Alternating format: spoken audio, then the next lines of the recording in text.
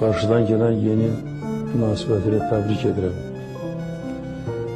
Hamınıza can sağlığı, səadət və gələcək işlərinizdə uğurlar arzulayıram. Şagirdlər, hörmətli həmkarlar, hər birinizi salamlayırıq.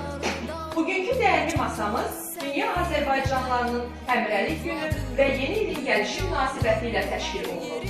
Biz bütün dünya Azərbaycanlılarını birləşdirən əlamətdar bir günü, Dünya Azərbaycanlılarının Həmrəylik Gününü qeyd edirik. 31 dekabr milli birlik, həmrəylik və Azərbaycancılıq ideyasının rəmzidir.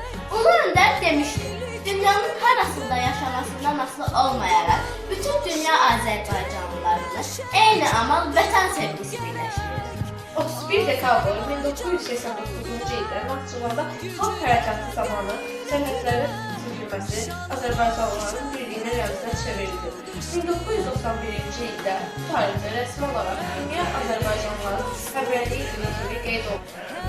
Birləşək, dünyada güclər birləşib, dağlar birləşib, bürclər birləşib. Birləşib dünyada dili ayrılar, torpağı ayrılar, el ayrılar. Salam Azərbaycan oğlu, salam qardaş, həmrəylik bayramın mübarək olsun. Yetə təklənmişik, gəl olaq sirdaş, həmrəylik bayramın. Bu Gölgəl sənəsinin üzərində böyük məslək düşür. Vətəni hörmət yanaşmaq, dost olmaq və birgə dəyərlər göstərmək həmrəyliyin əsas şəkləridir. Həmrəylik birlik deməkdir. Birlik olan yerdə güc var. Azərbaycanlılar harada çıxsalar da vətənə olan sevgilərini unutmurlar. Dilimiz, ailə-ənənələrimiz və milli dəyərlərimiz bizi bir-birimizə bağlayır. Həmrəylik günü bizə hatırladır ki, biz böyük və güclü bir ailəyik. Hər bir Azərbaycanlı bu birliyin qorunmasına öz töhfəsini verir.